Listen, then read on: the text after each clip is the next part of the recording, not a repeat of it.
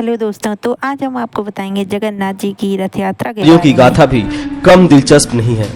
बैसाख में शुक्ल तृतीया यानी मई में रथ का विधिवत तरीके से निर्माण शुरू होता है। भगवान जगन्नाथ, बलभद्र और सुभद्रा के लिए अलग अलग रथ बनाए जाते हैं। रथों का आकार प्रकार सदियों से तय है, उनमें किसी प्रकार के बदलाव का सवाल ही नहीं रहता। जिनमें सबसे बड़ा रथ भगवान जगन्नाथ का होता है। इसमें 16 पहिए होते हैं तथा इसकी ऊंचाई भी सबसे अधिक 13.5 मीटर होती है। इस रथ में कुल 832 लकड़ी के टुकड़ों का इस्तेमाल होता है। जगन्नाथ रथ का आवरण लाल और पीला होता है।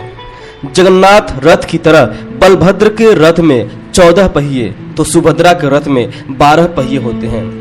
बलभद्र के रथ की ऊंचाई 13.2 मीटर, उसका आवरण लाल और नीला होता है। सुभद्रा के रथ की ऊंचाई 12.9 मीटर, उसका आवरण लाल और काला होता है।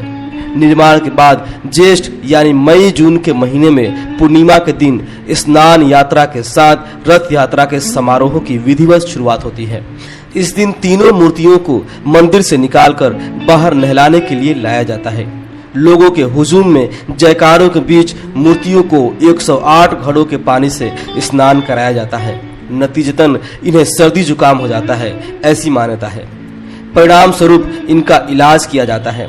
तकरीबन 15 दिन तक इन मूर्तियों की एक मरीज की भांति देखभाल की जाती है। इसके बाद श्री जगन्नाथ, बलभद्र और सुभद्रा स्वस्थ हो जाते हैं।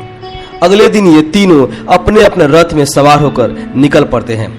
रथ की रवानगी से पहले कुछ और दिलचस्प रस्में होती हैं, जैसे कि धर्म कर्म में गरीब और अमीर के भेदभाव को पाटने के लिए पुरी का राजा सोने के झाड़ू से रास्ते को साफ करता है।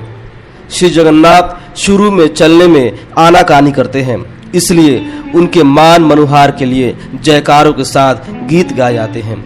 इन रस्म अदायगियों के बाद रथ यात्रा का शुभारंभ होता है।